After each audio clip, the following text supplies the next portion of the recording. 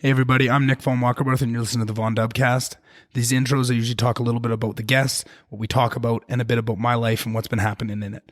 If you want to skip right to the interview, skip to about 14 minutes. If not, buckle up, let's go. Hey everybody, welcome to episode 133 of the Von Dubcast. We have a really awesome episode for you guys. I know I say that a lot, but this one, I really mean it.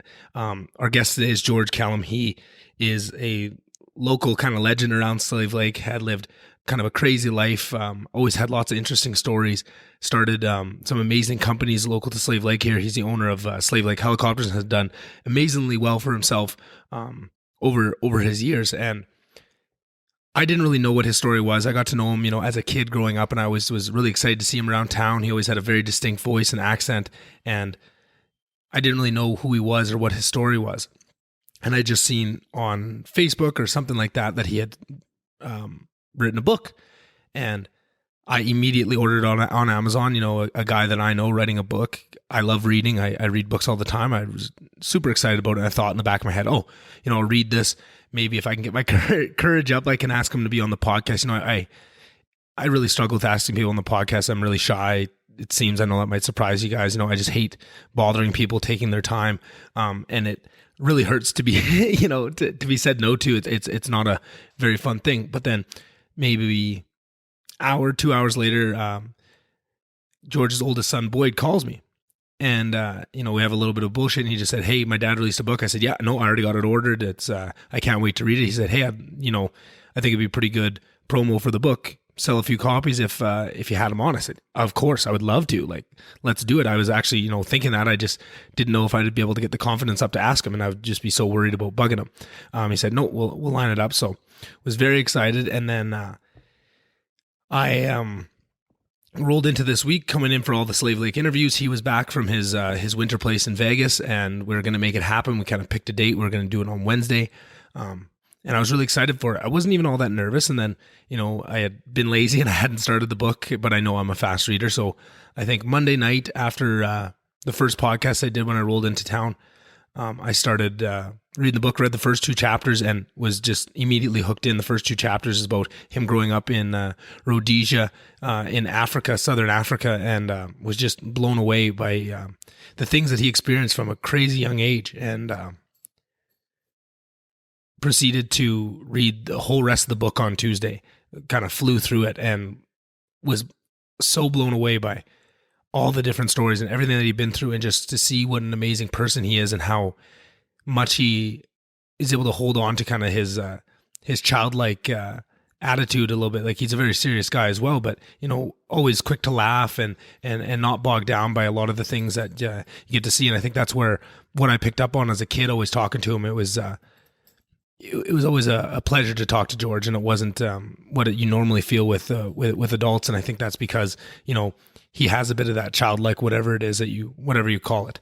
And then reading this book and seeing everything he'd been through, and just what an amazing sentiment that is, that he was able to hold on to it, because he had every excuse in the book to lose that. And I got to tell you guys, I was nervous. I finished that book Tuesday night. I was doing the podcast, I think, at 1:00 on Wednesday.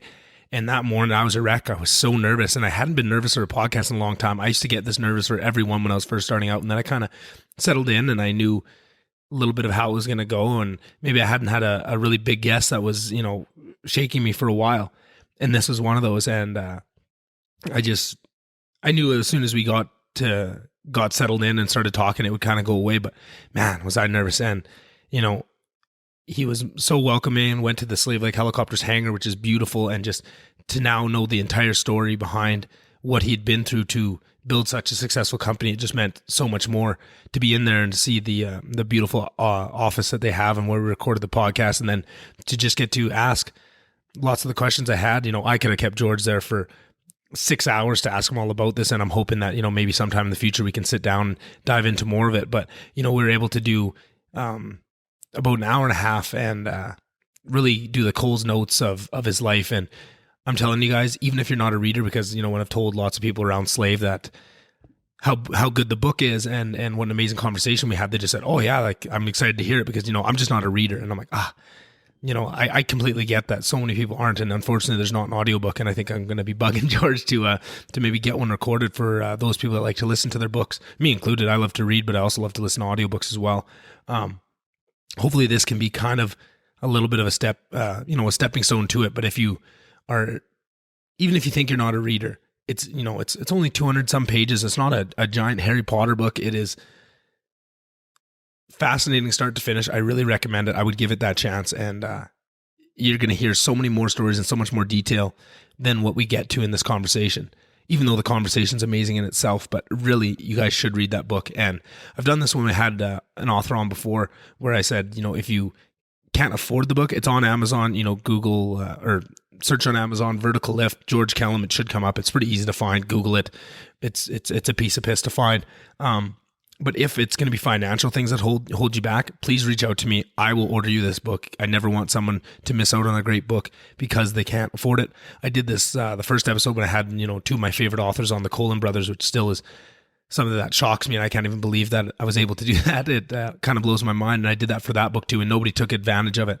I'm hoping people just ordered on their own and didn't need the financial support, but I think every time I have an author on, I will leave that opportunity open. So if you want to read this book and you just can't afford it for whatever reason, reach out to me. I will order you this book.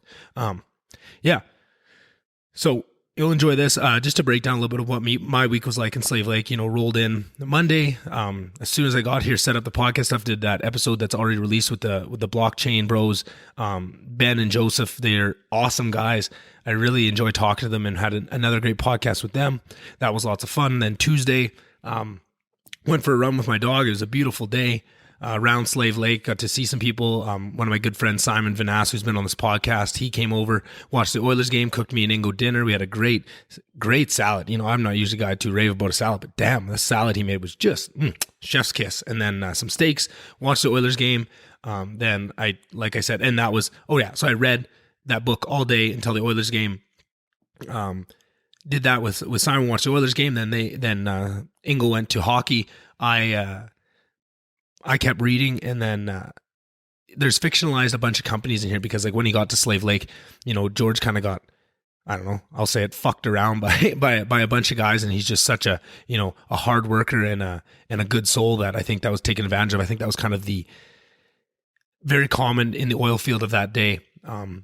And, for that reason, I had to fictionalize it something. But I'm reading this book. I'm so engrossed in this book. I'm so engrossed in George's story that I'm just fuming. I'm so angry at what these people put him through. And I know there's probably people in town that I know that are in this book. So as soon as Ingo got home from hockey, I was standing at the door waiting to be like, okay, we need to do some research. We got to figure this out. And, between him and just okay, who would this helicopter company be that is named, whatever, Harmony or Faraway Helicopters or whatever he had fictionalized in the book, and this guy's name, and figured it all out, and it was quite a funny experience. So like I said, read that book and then woke up Wednesday nervous as all hell and just had this incredible conversation. And then after that on Wednesday was able to have Simon bring his son over, who I'd only seen as a baby, and now he's a toddler, and he's so goddamn cute. And I don't know if I've talked about this before, but I am the baby whisperer.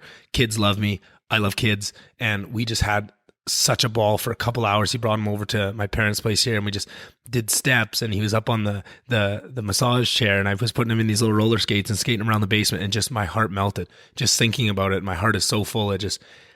I got to see so many pictures and videos. Simon snaps me all the time, just videos and pictures of him being cute, and it just breaks my heart that I haven't got to see him more. And I just knew that when I finally got to hang out with him, we were just going to connect, and we did, and it was so awesome. Oh, I can almost freaking lose a tear right here just talking about it. It was such an amazing night. Then Thursday, did another run, did an awesome podcast with Hunter Muellum, who's been on this podcast before. He's pursuing a music career, and that was really fun. Went over to my childhood secondary home, the Millers in town, and got to see my childhood best friend's new baby, and that was amazing, and his wife, and get to see her and his parents, and just had an awesome time watching the Oilers game. Then in the third period, tried to do it at a commercial break, and I ended up missing that goal that put, who are they even playing? Anyway, whoever the Oilers were playing on Thursday, up a goal, San Jose, and ripped over to my friend Blake de Alexander's house, and ended up watching the watching them tie it up and then win in overtime in his awesome little hunting garage. I mean, I call it a hunting garage. It's just a garage, but he has so much hunting shit in it. It feels like a hunting garage. And then proceed to have another awesome podcast with him till I think 1 a.m. And the only reason we stopped there was because I had to get home to this mutt who is in my parents' place and has not peed or pooped in the house for like probably 6 months. I thought she was completely over it and has proceeded to drop like 4 shits in my parents' basement. So I was like, just had that in the back of my mind. But I think if not for that, I probably would have podcasted with him till 4 a.m. We were just having a great time. We're definitely going to do it again, and we'll make sure that there's nothing pressing so that we can do all the time we want. And it was awesome. So I got some really great podcasts in the saddle for you. And then Friday I had another great day, saw some friends, and it was really great. And then Saturday, the whole reason kind of we came up, I had a bunch of family friends over, got to see all their babies, and just did a little high school reunion with just a couple of my close buddies and some of their families. And we hopped in a pool, had a pool party here, and just, reconnected, told old stories, laughed all night. It was awesome. And then just Sunday, I've been hanging around here. I was supposed to have another podcast today that is now pushed to tomorrow. And then I'm going to get up early tomorrow morning, go do that podcast, hopefully nice and early, get back to Edmonton. And then me and Chase, the best Oilers podcasters in the world, are going to be at game 1 playoff hockey against the LA Kings. And I'm so excited for that. Every time I think about it, my body just vibrates. And we'll probably be doing either right after the game, like that night, a podcast, or definitely on Tuesday. And we'll be doing a podcast after every game of the playoffs on the Oilers Uncensored. If you found this podcast, you'll find that it's one of the funnest. Oh, I totally forgot. Friday night, we did the Oilers Uncensored playoff breakdown, me and Chase, and then we zoomed in our other third amigo from down in California, Fraser Oliver, the guy that we went and met when we did that road trip and stayed with in San Fran.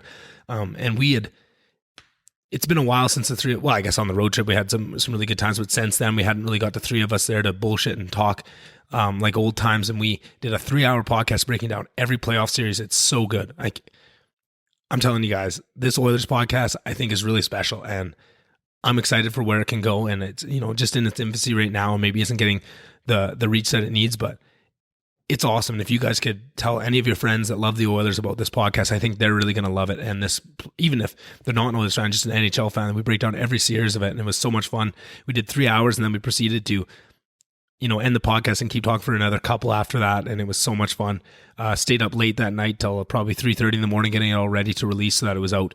It was out Saturday morning, and a bunch of people have already listened to it and loved it. And I'm so happy about that. It was so much fun just to reconnect with those boys, and then to reconnect with my childhood, group of guys and their wives and girlfriends and kids and all that. It was just a really great weekend that I really needed, and a great week in my hometown. Just, my cup is very full at the moment, which is very nice to see and makes me very happy. So, like I had said, did I miss anything that I want to talk about? That's kind of my week. Like always, if you could follow the social medias for this, share the posts for the episodes, tell a friend, that always really helps. And please buy Vertical Lift by George Kelham. It's an amazing book. You guys won't be disappointed. I'm a huge book nerd and a book snob, and if it wasn't that good, I would tell you guys it is great. The story is great. The writing is great. George didn't actually write it himself. It was his story, and he worked with a local author that I think maybe used to live in Slave Lake, now lives in the city. And honestly, I would love to reach out to her and get her on the podcast too, because she did a really great job of writing it. And I just have such a passion for books and for authors. I would love to just pick her brain on what it's like to write a book and to work with someone like that. So there's so much on the not the back burner, on the front burner, on the horizon. Let's go. There we go. We got there. So much on the horizon that I'm excited about. I'm so goddamn excited for this Oilers game tomorrow night, and all the podcasts we're going to do about it. And life is good. Life is good. I hope it's just as good for you guys. Hope you have a great week. Hope you have everything you could ever wish for. Hope you're happy, healthy, all those things. And check out the podcast. Check out all the ones we've recorded. There's been some really great ones. All that stuff. All that jazz. I'm just vamping now. Anyway, have a great week. I will see you guys on the outro, and enjoy George Kelham.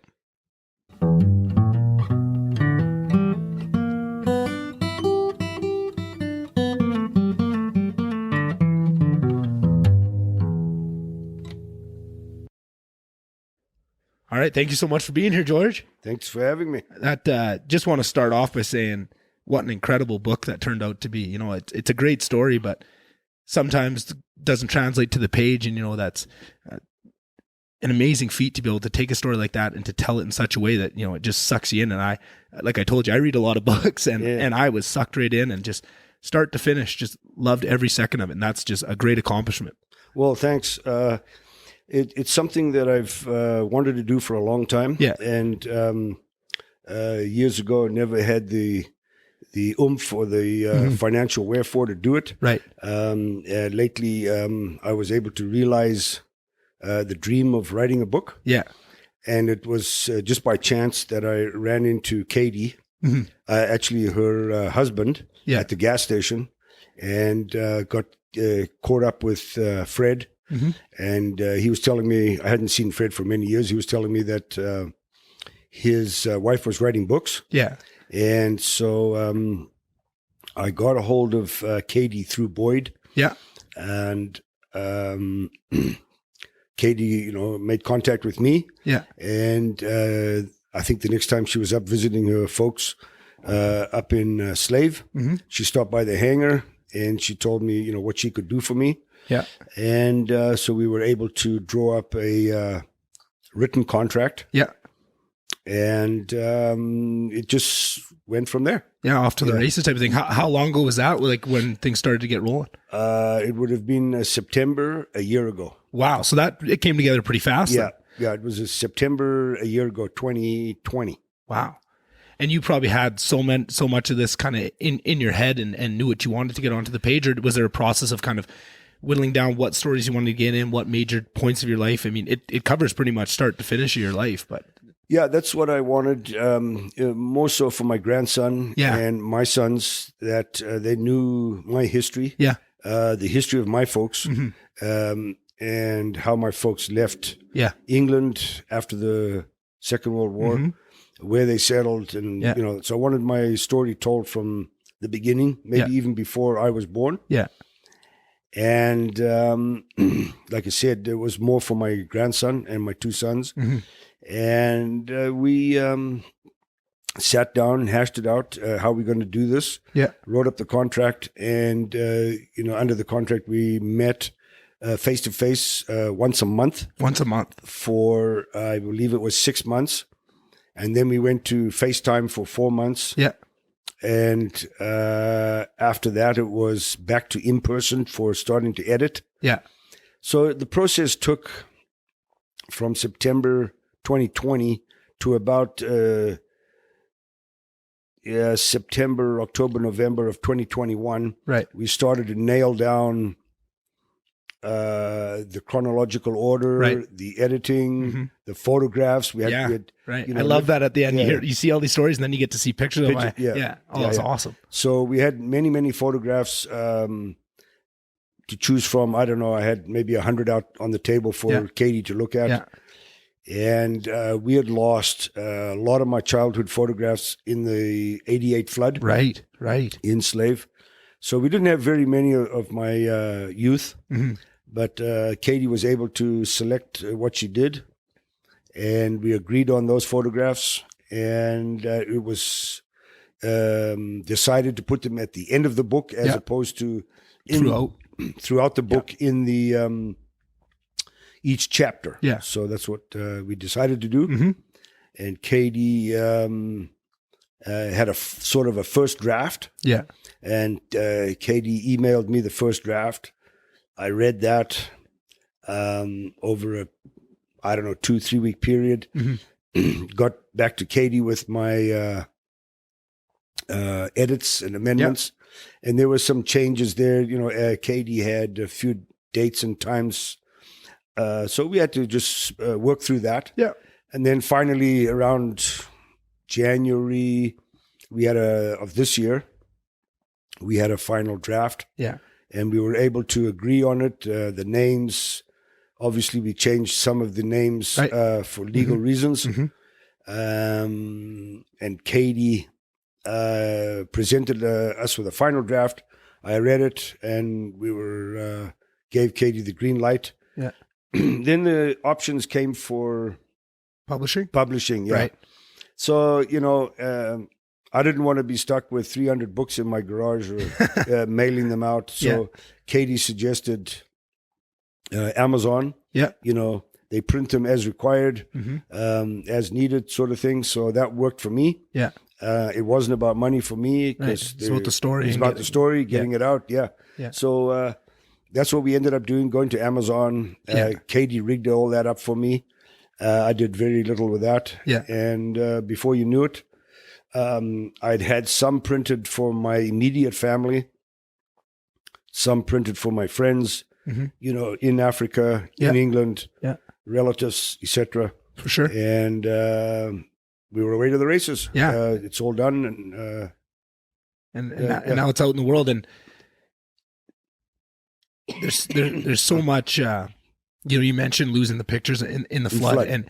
And just the idea of that, of how quickly things can go and how important it is to put your story to something, whether it's paper or something like this on audio. And that's just, it rings so true with me, because that was one of the biggest reasons I want to start this podcast and start, I haven't lived half the life you have just yet, but that idea of wanting to have something permanent to leave on that people can go back to and they can see, and even for myself to go back and look at it. And I'm curious what that feeling felt like when that finally came out and you knew that now, whatever happens, my story is out there for your grandchild, like you said, for your kids, for the family around. And like, what was that feeling like when it finally launched and you knew that was out into the world? Initially, I was a little surprised at the interest that people had. Yeah, the response. The response. Yeah. I'm no Tom Cruise, so you're pretty close, at least in looks. Yeah. So, it wasn't about, can I sell 1,000 books or can I sell 100 books? Or it was all about just those that were interested in me, those people that knew me, my friends, my family, that wanted to read my story. Yeah. It was there. Right. Whether I sold, like I said, 50 copies or 500, it didn't matter to me. Yeah. My story was for my family, my friends, my relatives, because I have relatives in England, relatives in South Africa, and that's what it was about. Yeah. And I totally get where you'd come from on that you think, the people that are around you, the ones that are going to benefit most from it. But the story is so good and it's so well written that I think that doesn't surprise, after reading it, that doesn't surprise me at all, that it's outpacing that scope that you had initially in mind, because it is a story that is, anybody can write a story that the people around them will want to hear, right? That you have your close circle of friends, but a life like that you've lived and all that is something that, like, I've had, a couple family members like my auntie, bought it and read it and loved it. And even people that don't know you from Adam, George, that story stands on its own. And I think that's just a testament to what you've been through. And one thing that hit me was you lived this absolutely insane life, right? In Africa and doing all these things. Then you come to Canada and you think it would slow down a little bit and it wouldn't be as much to say. And it's just as gripping and just as, fast paced and interesting and pulling on the heartstrings, with all your escapades around Slave Lake and starting Slave Lake helicopters as it was, flying helicopters in Rwanda and Guatemala. That was so amazing to me. And I think that's just a testament to, the type of person that you are, that you're at every stage of your life, you live it to the fullest. Well, I grew up, we didn't have much, right? As kids in Rhodesia.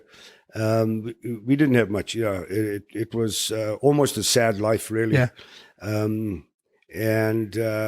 I vowed when I was a young boy that I wasn't going to live paycheck to paycheck. Did I know that I was going to be a successful helicopter owner? Probably not. Right. However, I knew that I wasn't going to go without. Yeah. I was going to work hard enough, and if I wanted a new pair of Levi's, I was going to buy them. Yeah. Or if I wanted a new car, I was going to buy it. Yeah. And I was going to work for it. Right. I was not going to sit on the sidelines and be happy with a secondhand car, right, and an old pair of Levi's. Yeah. I knew that I wanted. I knew that I was going the right direction. I was looking up Right. and going up rather than just, Pandering along, Exactly. floating along, and you can see that, and it really comes through. And I think that drive was so impressive, and you can see at every stage of whatever you're doing in your life that was motivating it. But then on top of that, another thing I noticed was you always had added, that drive was always there. That was innate to you. But then you always you built added whys. I mean, I talk a lot on this podcast about what your why is, why you're doing things, and always at each point, right? Like what you're doing now, it's pretty clear your family, and that's what's motivating you. But at each stage, right, when you were even working, doing power lining, there was to save up money, and you wanted to, start a family then, and to build that. And then when you were working in South Africa, it was, you wanted to start a life with that girl, and you always had a really powerful motivation on top of that just innate drive that you had. And I thought that was very powerful. And I think that's something that so many people can learn from, of just, you went through a lot of very difficult things, but I think it's made a lot easier by having a very strong purpose behind it. Right? Yeah. I think, I matured fast. Yeah. Kind of had to with the situation. Yeah. Under the situation, I wasn't very academic. So school years were pretty tough for me. Yeah. However, I made up for it in physical labor, right? Physical work. Yeah. And ended up, like in the book says, ended up building power lines for Eskom. And at a very early age, just over my 17th birthday, I was drafted, right? Into the military. And that was an eye opener. I was a little bit of a rebel. Still are. Yeah. I was a little bit of a rebel there, long hair, long beard, and, you get humbled very fast when you go to the army. For sure. Yeah, you become, you get very humbled. Yeah.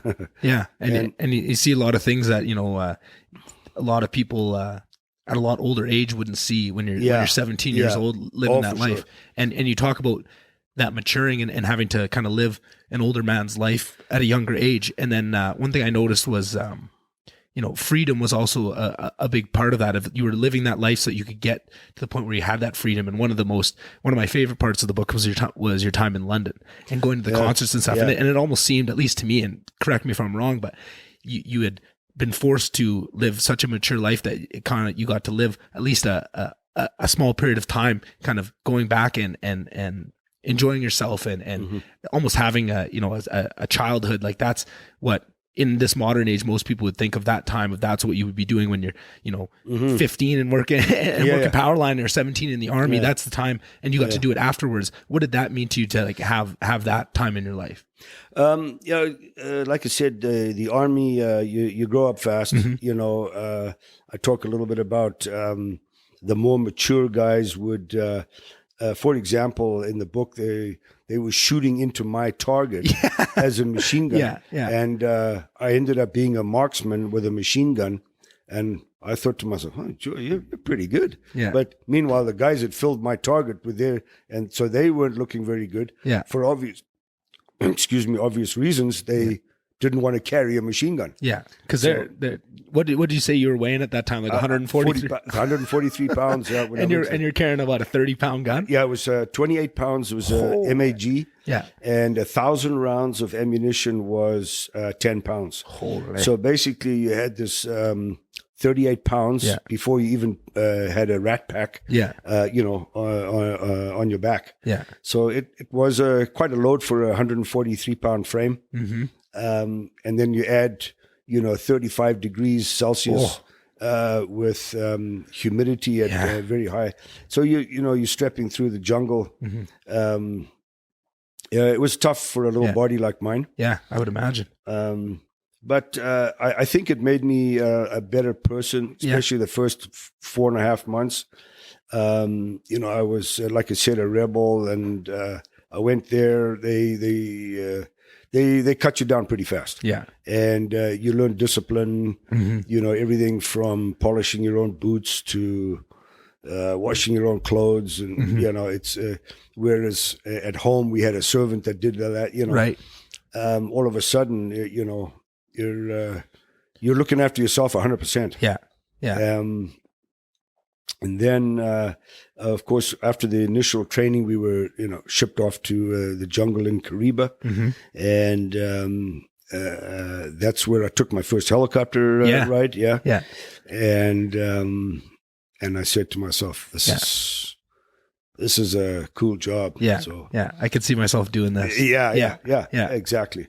And that was in 1972. Yeah. I was 17. It was about July, which would be the winter over there. Right.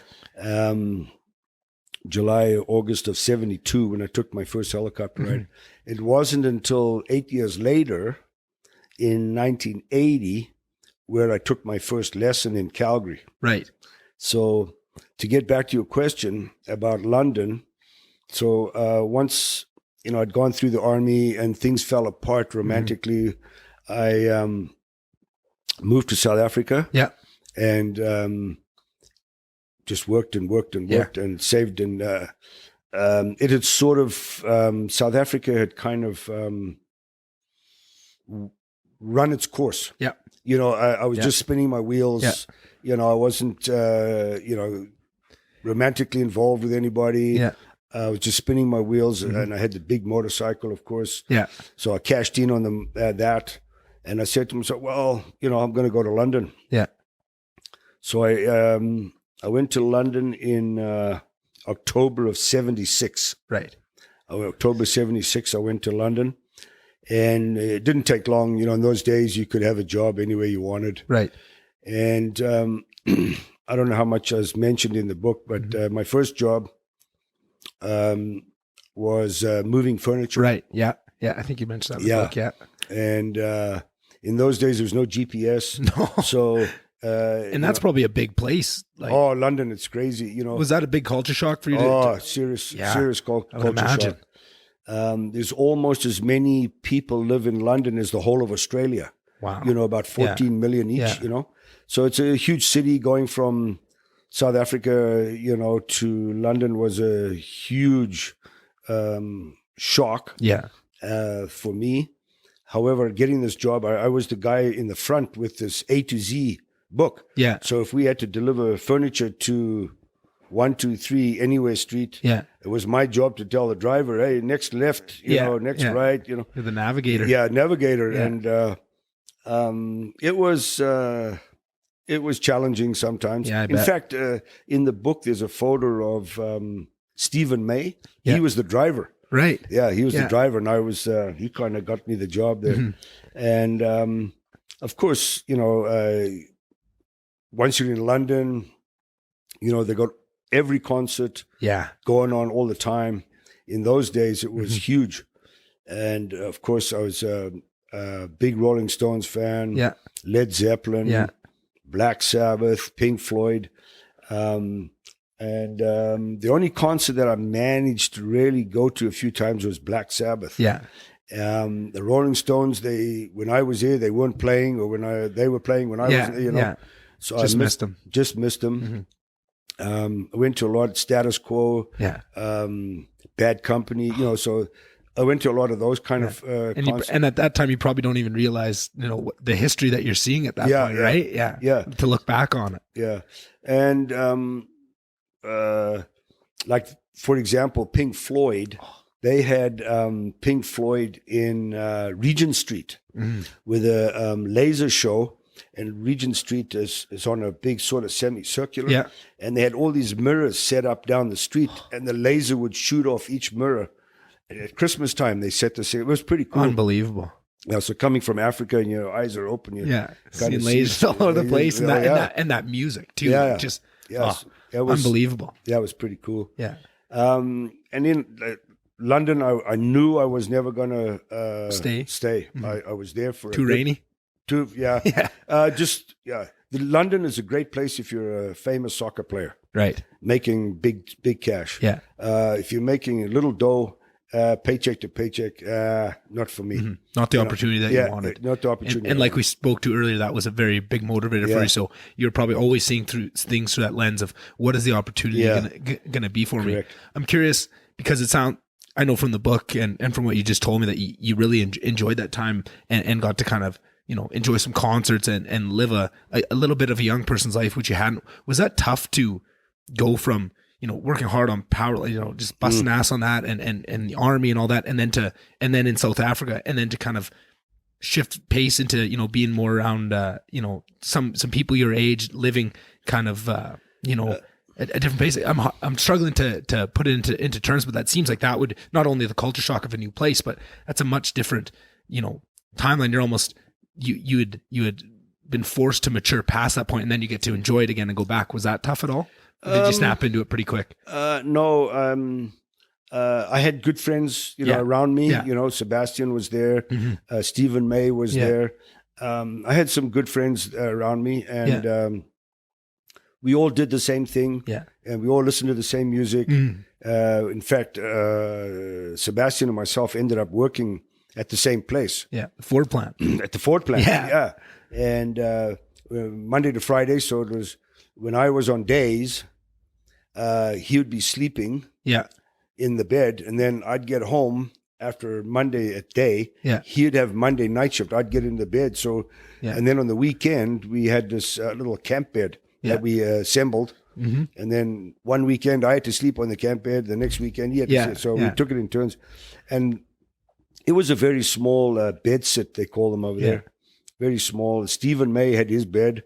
And then Sebastian and I sort of had a bed and a camp bed to share. A rotator. A rotator, yeah. I like that. A rotator, yeah. That's what we had. And we had a little communal bathroom there where you had to put the coins in to get hot water. Yeah. Stephen figured out how to empty that in a hurry. There you go. Yeah, there you go. It was a good time. Yeah. But it was paycheck to paycheck kind of thing. It was it's something you look back on fondly, but for what goals you had in mind, it just wasn't quite matched up. You knew you were going to make a change, and then you tried to. You had done your road trip to America before that already. Correct, in 1974. Right. We can't say it. So you got a taste of that kind of the freedom and the opportunity that was so motivating to you. You got a small taste of it, and you kind of had that in your mind. So then when you were in London, you tried to go to the American consulate. And it was just lined up out the yin yang, hey? Yeah, in those days, the Americans were, and to a certain extent today, they're pretty tight on who they let for sure. Still today. Yeah. So, Seb and I decided we were going to go to Florida and pump gas. Right. Yeah. So we like the weather down there. So we're going to go. So we got up, went down, took a train down to the American embassy, and there was a lineup. Just said, Seb, this is ridiculous. Yeah. Next morning we tried it again, but we got there at 6 o'clock in the morning. Yeah. And we were, not very deep into the line. So we got to, go and get interviewed by the American that was handing out immigration officer. The visas. Yeah. And, of course, my hair was on my shoulders, and I had a beard. And Sebastian, he had a afro like Leo Sayo. You remember him? Yeah. So they just took one look at us and they said, you're not going. Yeah. Yeah. So that's funny. So we came out of the American embassy, and the American embassy is in Grosvenor Square. And there's 3 embassies in the Grosvenor Square. There's the American, the Canadian, and the Japanese. Right. Well, Japan wasn't an option. So we walked across to the Canadian embassy, and there was no lineup. Yeah. So we went in there, and we both had British passports. And we talked to the immigration officer there, and he said, you guys don't need visas because you got British passports. However, we're not encouraging you to go. He took another look at you. He looked at us and said he probably got the same sort of feeling that the American guy got, and he tried to dissuade us from going. Yeah. And little did he know. Yeah. So we went home and we talked about it, and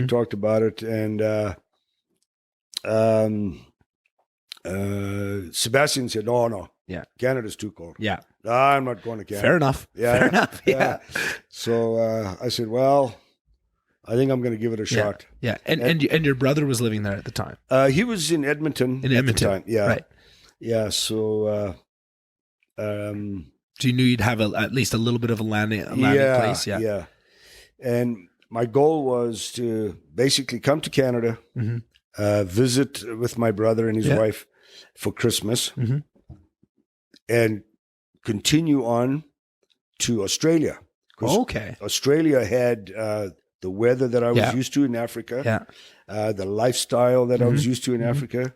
And that's where a lot of Rhodesians ended up was in Australia. Gotcha. And that's where I was headed. Yeah.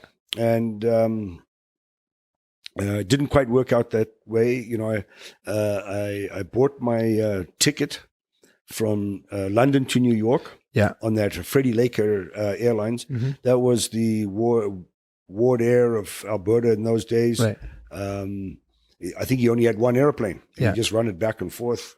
And it was a no frills. You brought your brown bag with you with your lunch in it. Yeah. And I can't remember. It was very minimal. I don't know, 75 pounds or something in those days. And then I went into the Greyhound. They had an office in London. Yeah. And they bought an unlimited travel. They offered an unlimited travel. Wow. It was ridiculously low. I think it was 14 or 20 pounds, something of that nature. If you bought it in London, it would give you 10 days in North America. Yeah, wherever you want to Everyone would go on a Greyhound. Yeah. So I said, well, that's my ticket. So I bought that. And I flew from London to New York with Freddie Laker Airlines. Took a bus to the Greyhound station from JFK. Yeah. And got on a bus in New York and ended up in Edmonton. Wow. So, and that's a long bus ride. Yeah. So I arrived in Canada at Emerson, Manitoba, December the 20th, 1977. Wow. So it was a long bus ride. Yeah. However, I'd done one of those before in 74. Right. And I flew in from London to Cleveland, Ohio, hitchhiked from Cleveland to Los Angeles, and took a Greyhound bus from Los Angeles to Grand Rapids, Michigan, where there was an American exchange student that had been in Rhodesia. Yeah. Stayed with her for a bit and her family. And I ended up washing dishes in Grand Rapids for about 6 weeks. Yeah. Before I left and went back to England. But so I was used to these long Greyhound. Yeah. Wasn't new to me. Yeah. So I took and I remember coming in at Emerson, and I thought, well, I'm going to have to get out the bus and, go and show my passport and all this stuff to the. Yeah. Little did I know that they came on the bus. Right. Yeah. So the immigration guy came on the bus, and he quizzed me a little bit, and I told him about my brother in Edmonton, and he bought into it. Yeah. And he, for lack of a better term, accepted me into Canada. And and then I stayed for 4 years. For 4 years, Well, 3 years and 8 months, 9 months or something like that. And, knowing what I know of you growing up and from reading the book, it would just be a match made in heaven of what Alberta was at the time with what you had in terms of work ethic and what you were willing to put in. It was just like a hand in glove fit. Did you know that that's what Alberta was at the time? Was that wrong, or was that just a happy coincidence that lined up that way? No, it's a coincidence. Yeah. When my brother and his wife came to Canada, they said, go west. Everything's happening in Alberta. Go to Alberta. So that's how he ended up in Alberta, in Edmonton. Yeah. And I ended up coming to stay with him with no intentions of staying in Canada. Right. You were going to go to Australia. I was going to go to Australia. I was going to have Christmas with him, maybe, hit the road in the middle of January or something, go to Australia. That was the plan. Right. However, we got talking, my brother and I, and said, well, there's a lot of opportunities in Alberta. This is the place to be. So I looked in the Edmonton Journal in those days. They used to have all the want ads. And, the classifieds. Classifieds, And I found a job, amazingly enough, in the paper looking for linemen. Yeah. in Westlock. Mm-hmm. Good old Westlock. Yeah. Yeah. So I got my brother to drive me up to Mm-hmm. Westlock. I went and visited with the guy. The company was called Fell Patton. Mm-hmm. It was Ted Felipchuk and Bert Patton that owned it. And they accepted me for what I was. I told them I was used to the cold weather. Right. I have to, I got to buy the proper clothing and stuff. And they said, well, you come back here after January and we'll put you to work. Sure. Went back to Edmonton, had Christmas with my brother and his wife. Yeah, he took me down to, I don't know, remember the store, and I bought a lot of winter clothes. Yeah. And he took me to Westlock at the appropriate time. It was January 2nd, 3rd, something like that. Nice and cold. Yeah. Yeah. And he immediately sent me to Fox Creek. And I joined a crew over in Fox Creek. Yeah. And it was very cold. I bet, especially coming from what you'd seen up until then, right? Like, probably the coldest you had seen at that point was London, right? Which is zero. Right. Yeah, that's a far cry from a northern Alberta winter. Yes. Yeah. So I joined the crew there, and I bet the power line was a little bit different in northern Alberta than it was in Rhodesia. Standing on a pole in 30 below and standing on a pole in 30 above is very different. Yeah. So I managed to survive, if you will, that 3 months of really cold, January, February, March. And then April came around, was spring break. And you probably had no idea what spring breakup was at that point. No idea. The guys were telling me the snow is going to melt and the grass is going to get green. And I'm going, yeah, right. Yeah. I believe that when I see it. Yeah. And eventually it did come. And when the spring breakup came, I wasn't the only one. They laid off a lot of guys. For sure. And we'll bring you back in 4 weeks, after the frost is out of the ground, And I was beginning to like Canada, and the good money that I was making. Yeah. So I think I'll stay around a little bit. Yeah. So I asked around, hey, are there any other companies that build power lines that I can? They told me about Ace Construction. And that was down in Calgary? Calgary, correct. Right. The head office was in Calgary. I just phoned them, and I remember talking to the guy there, and he said, if you can go to Wainwright, you can have a job. I said, well, where's Wainwright? Yeah. And he said, it's just east of Edmonton. Just grab a Greyhound and, I'll have the guy meet you at the Greyhound station in Wainwright. Yeah. And so that would be April of 78. Right. 1978. Yeah. And a guy by the name of Vic Zipchin picked me up and put me on his crew, of course. And then, we plowed our way through all the mud and, getting trucks stuck and all the stuff, building power line. Yeah. And finally, the summer came. Yeah. And that's when I really loved Canada. Yeah. That's a whole different, a whole different ball game once you get summer in Canada. Yeah. And did you have a bike or anything to enjoy when you hit the summer? I had a dirt bike. Yeah. The first year I bought a dirt bike. Yeah. But I also bought one of those really big 4-door Lincolns. Oh, right. Continental. Yeah. I bought. It was. I didn't pay very much for it. Yeah. But, and of course, I was operating illegally. Yeah. So because you're just on a traveler's visa at that point, right? Correct. Yeah. So everything I did was cash. Buy a car, cash. Yeah. So, so I bought the car and really loved. I remember it had a 460. Yeah. And I just loved that thing. Yeah. But I'd never seen a car that big in my life. Yeah. And I just enjoyed the car so much. In fact, I bought another one, a later model. Yeah. But I ended up working for Vic Zipchin for, I don't know, that summer of 78. Yeah. And then I got moved to another crew. Right. And the foreman's name was Grant Pendleton. I think I mentioned that in the book. Yeah. He was a good guy to work for. He's since passed away. He was one of those old redneck tough guys to work for kind of guy. But he also showed me the way around Alberta, how to deal with things. And so I learned a lot from him. And in the meantime, I'm going through my mind, I should be saving some money here because my goal is to be a helicopter pilot. Right. Yeah, I was going to ask you because I know at many points that dream was very much with you, because at almost when you're in South Africa, when you're in London, but always something in your head was, what's flight school prices like? Yeah. And that was one of the big things about Alberta was it was not as expensive as some of the other places, and there was lots of opportunity if you could save up the money to do it. So that was always in your head, hey? Always, yeah.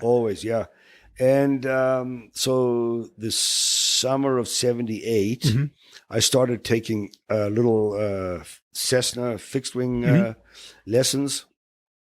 And do you remember was that the first time that you piloted? Absolutely. Do you remember that feeling the first time you got up in the air? Because that was such a big part of your life and such a motivation. Do you remember that first time? I do, yes. My instructor's name was Michel DeVoe. I still remember. Yeah. The young fellow passed away. They had a mid-air collision. Oh, no. In Kamloops, I believe it was.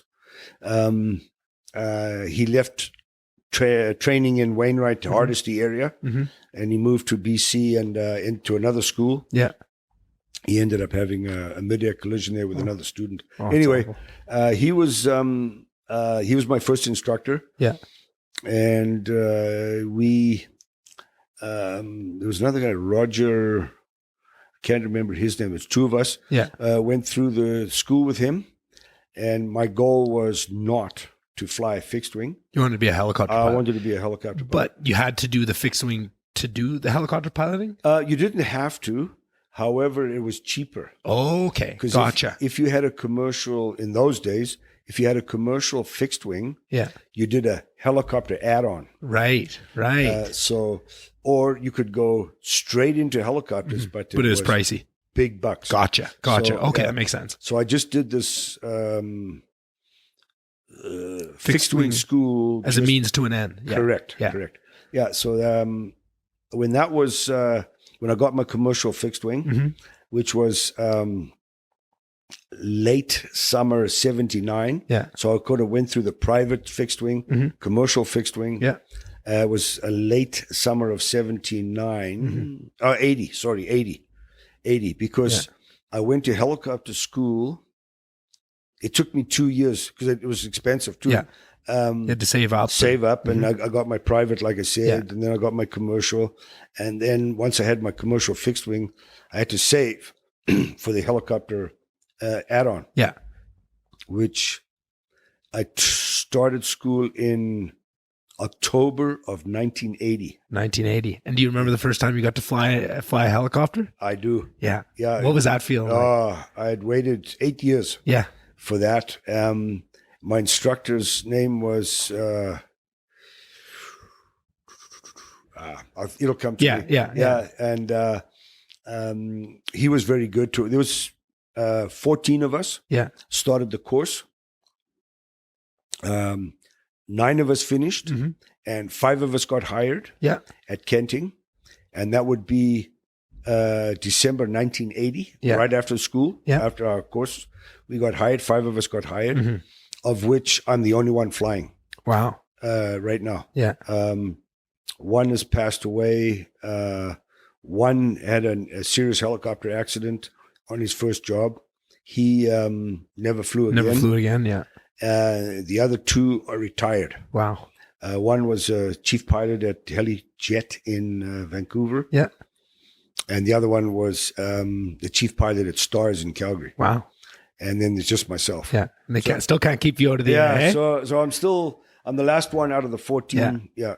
Still flying. Yeah. And that's just, it's so amazing to me just to see, especially that you got to write this book and show how far back that dream went, and to be sitting in this hangar, this beautiful, beautiful building, and all the stuff that you created, and then to see how far that goes back to not just the army, but at that school where they had the at that fair, the helicopter company, being so enamored with that, and to not give up and to keep pushing forward to make that dream come to life. Like that's what gets me excited. Just people that don't just, it's so easy at so many points to give up on those dreams, and so many people have them, and you see that all the time, and it almost seems like so much of school and society and all this stuff is almost designed to make you give up on those dreams and just settle, get a job, work for somebody. And it'd be so easy for so many ways along the way. It'd be so easy for you to do that. And you never did. Like, I just love that. Yeah. It's so easy to do nothing. It is. Yeah, it is. And, so I went to the helicopter school and, like I said, was hired. 5 of us got hired right away. And like I said, the last guy flying. Yeah.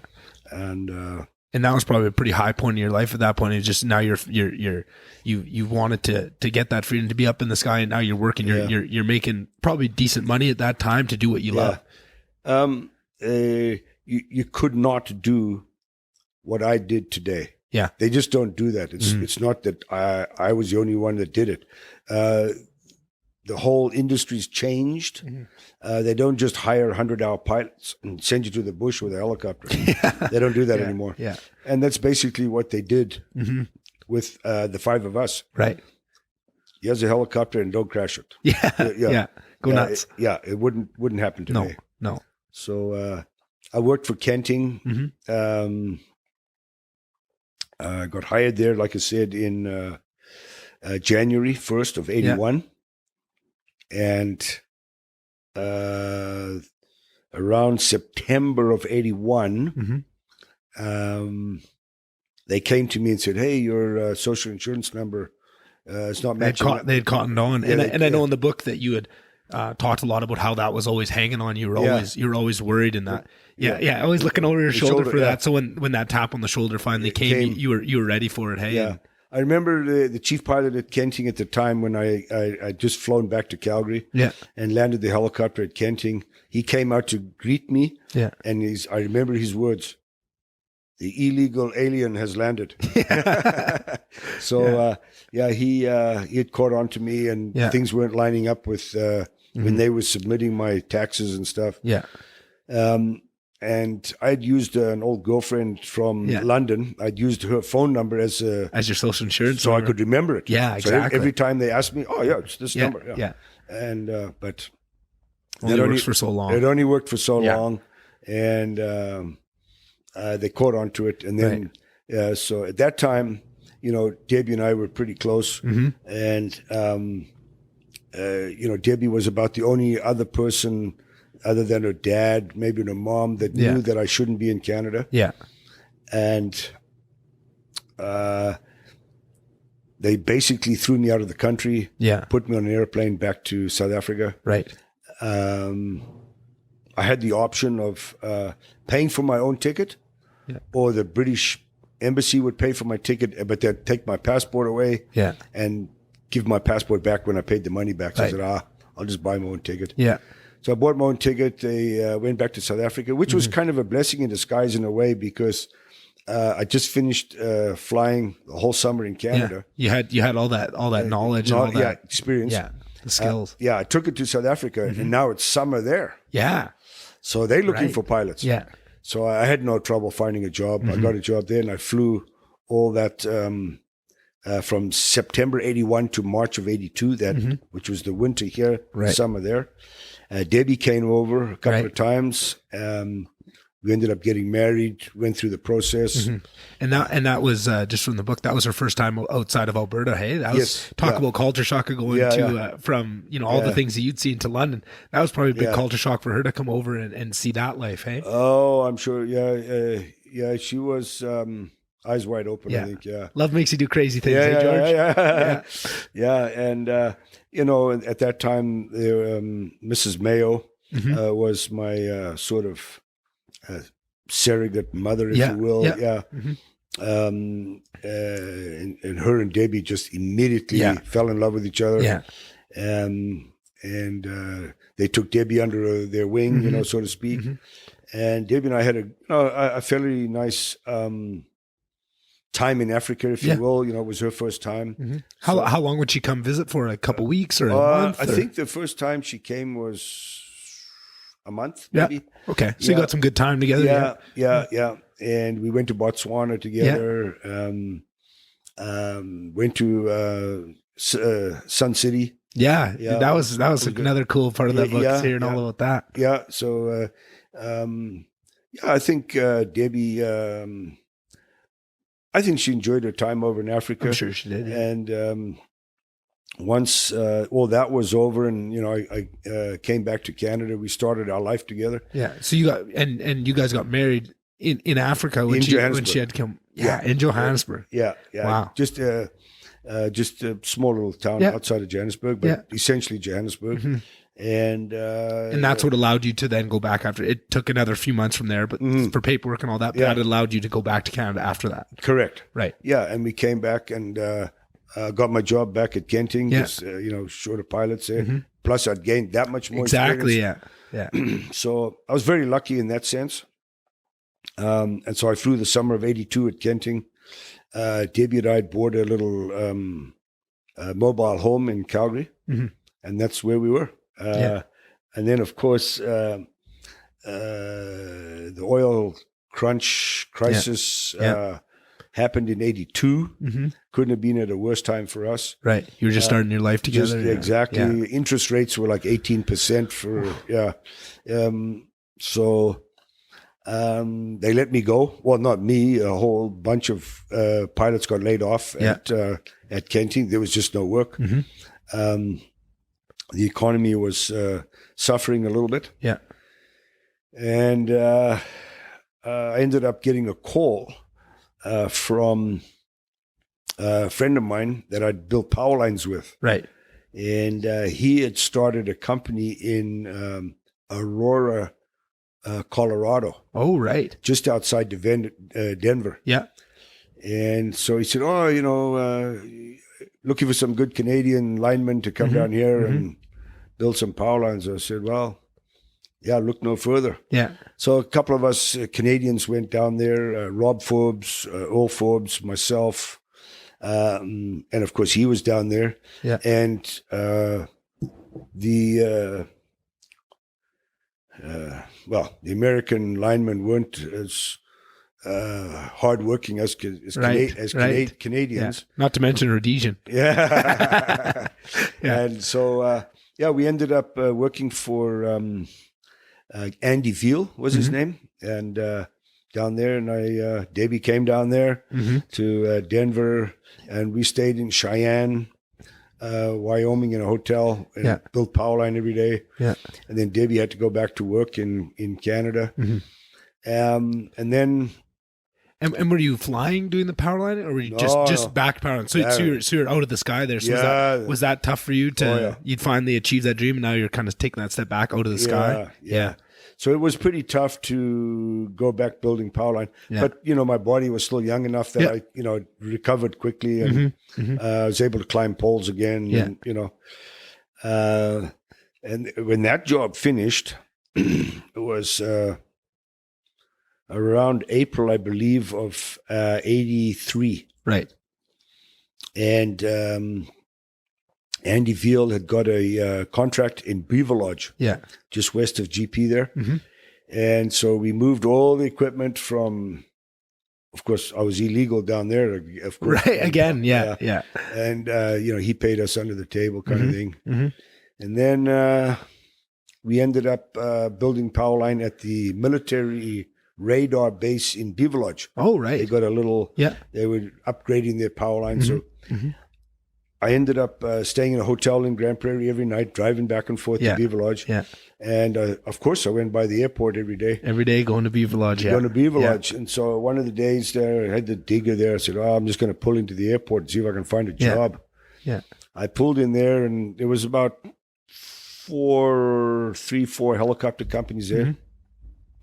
I stopped at all of them, and the last one I stopped at was Peace Helicopters, and they were looking for a 206 pilot. So I basically said, I'm your guy. Yeah. And so they said, if you can come back here with a PPC on Monday, you're hired. You're on. So that was your ticket back to the sky. Yeah, that's it. That's it. Eyes lit up. You're absolutely right. So that weekend, I drove down to Calgary. Yeah, I got my got signed off a PPC in Calgary. And what's that, sorry, George? Pilot proficiency. Oh, gotcha. Just had to get your certification. Yep. I renew it. So I did that, and came back to Grand Prairie. I gave the guy, his name was Harvey there. I gave him gave him my credentials, and he hired me.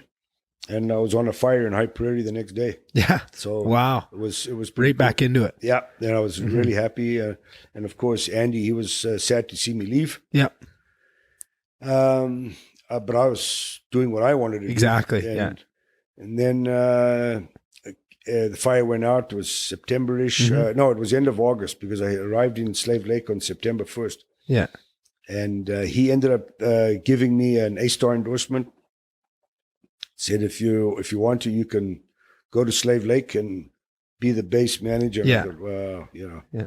Didn't know probably where Slave Lake was at that point. Didn't know what really it was. Know what to what to expect. But flying is flying. I said I'll do it. Yeah. Whatever to keep you up in the sky. Yeah. So that was I landed in Slave Lake on September the 1st, 1983. Wow. And been here ever since. Yeah. Yeah. So next year it'll be 40 years. Wow. I've been in Slave Lake, 40 years. And just like so much of so much of that is that's the Cole's notes of like there's so much more that's in the book up until then. And most people think like, oh wow. And then like I told you, I think I mentioned this earlier, like, oh, you think that's when things slow down, and that's probably halfway through the book. Your life didn't slow down, didn't slow down at all at that point, and just so many more things. And you probably thought at that point, like, this is before you had to go back over to Rwanda and Guatemala and Mozambique and all those things, not to mention the incredible story of what led to Slave Lake helicopters eventually, right? Like that's amazing. I mean, we're almost to an hour already, so we might have to we might have to sit down another time to get the second. I want to keep going. All right, beautiful. So you probably going to Slave Lake.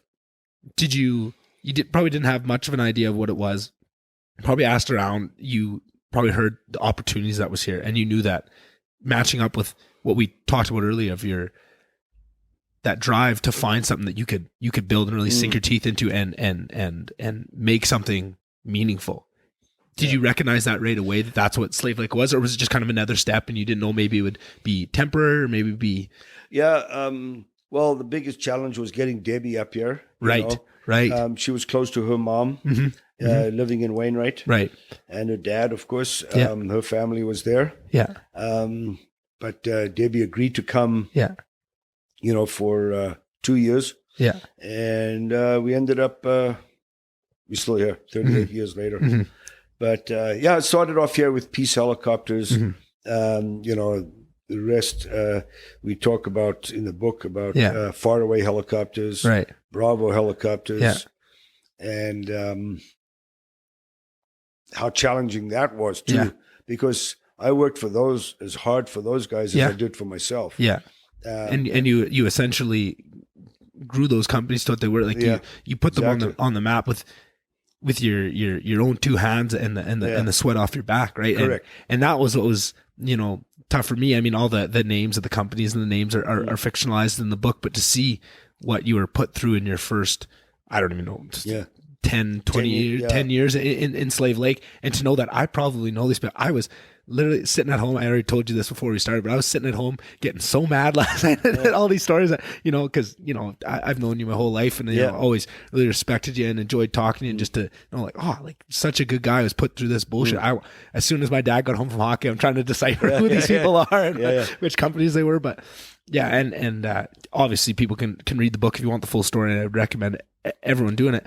But you, once again, it kind of brings up to me of just so many times there would be easy times for you just to not give up, but just to settle, to settle in with what was given to you, and to be happy with what I have. Be happy with what you have, and I just love that at no point that initial drive that you had since all the way back in Rhodesia of just like, no, I have this goal that I set of what I want to do, and you kept at it. Like, that was just amazing. So you came to Slave Lake, you busted ass, you called, you cold called, you grabbed clients, you're not while also flying and doing all the work. So you're up in the sky. As soon as you're down, you're making calls, you're finding more work to get you back up there, and you're building and growing, and then you weren't getting rewarded for it. Right. That was the bottom line. Yeah. You had dreams and aspirations that you were doing the work towards, but and I was going to be part of that. Right. But I never was. Exactly. So, and, when it was time to have that discussion, it was a tough one. And I left, and I ended up, going to Africa. So how did that come about? That was with the United Nations that you started going over to fly. So how did you find out about that job? I don't really remember. Yeah, just kind of one of my friends told me that they were looking for pilots to go to Somalia. Right. So I phoned the right people, I guess, and they said, "Yeah, we'll take you," and the rest is history, kind of thing. I went and did my training in Edmonton, and they sent me off to Mogadishu. Yeah, and I landed there. I was the third guy there. There was Richard Barrett and another guy had got there before me, and I was the third pilot there. And over the next few weeks, 25 helicopters showed up there with the Antonov. They were flying them from Canada to Mogadishu via Shannon in Ireland. And we were there for a year. Yeah. And what kind of work were you doing flying there? Like what kind of stuff? A lot of it was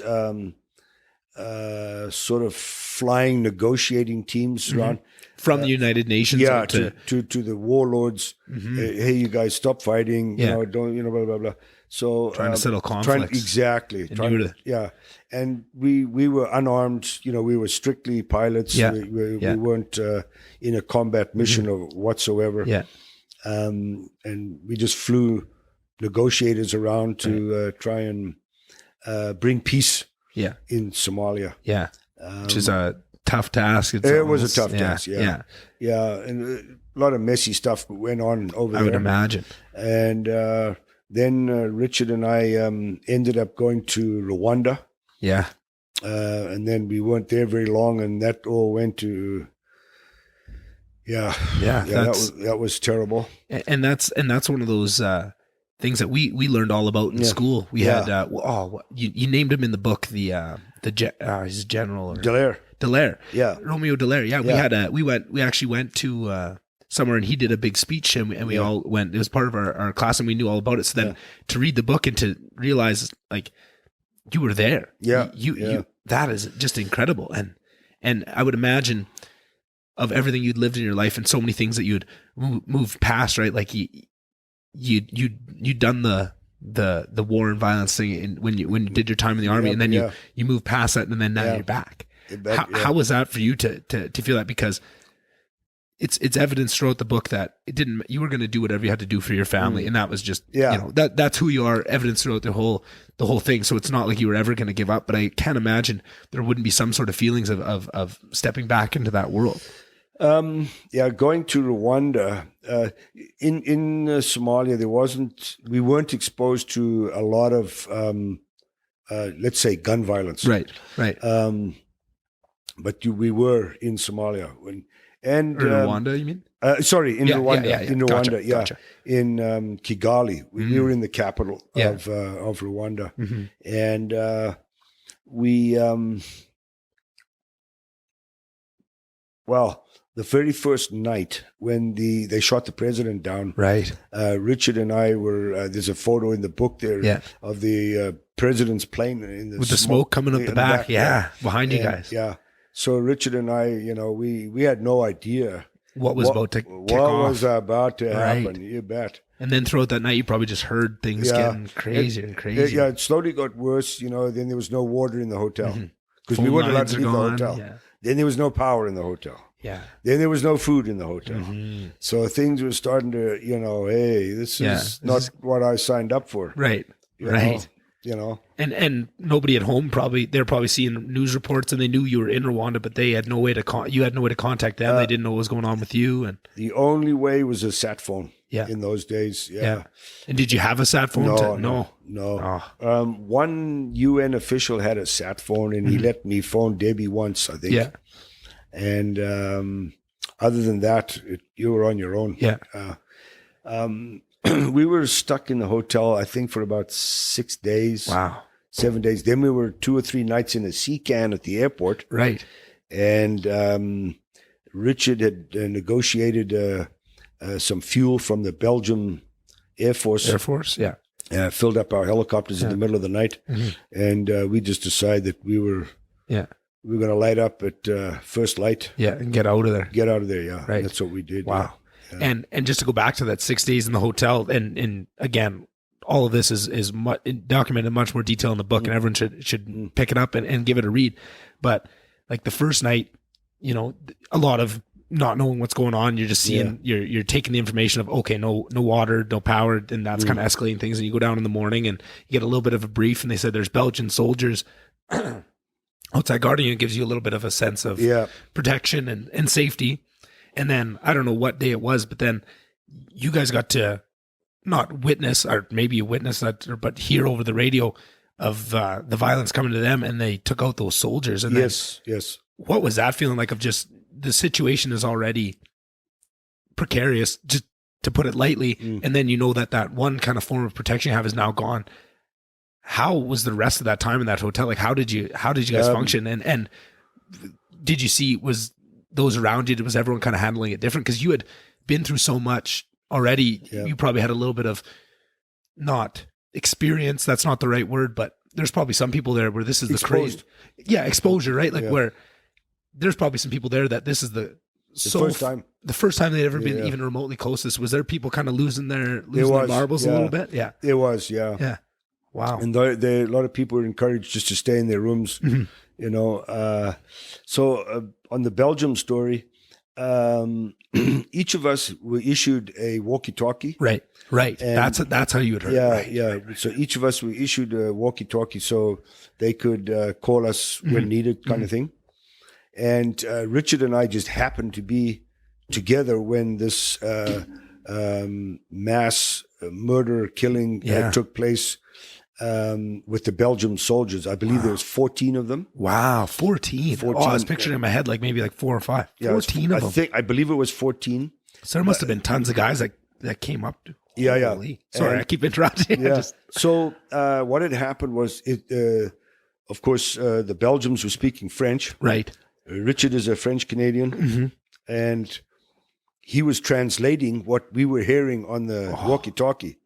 And what was going down below at the front of the hotel. So you could hear in their voices, you could hear the terror. Exactly. And come and help us, come and save us, you know. And but all this is going on in French, but and Richard he's translating, and you can probably hear in his voice the translation because he's hearing all this. And had he experienced any of this, or was this all? He was very Africa wise. Okay. That's a great way of putting it. Yeah, he had already been working in Africa on seismic and other stuff. So he wasn't fresh to Africa. Gotcha. And so he translated what was going on, and you could hear these Belgian soldiers literally dying. Yeah. And soon after that, you know, that's when things escalated, and you know, the war became more of a war than a became a massacre. Exactly. So that's going on all around the country, and the capital city is one of the biggest places. And then General Dallaire negotiated a safe passage with the Hutus and the Tutsis from the hotel to the airport for all the people that are in the hotel. Gotcha. We had a UN convoy going from the hotel to the airport, and so we were guaranteed, if you can call it that, guaranteed safe passage to the airport. And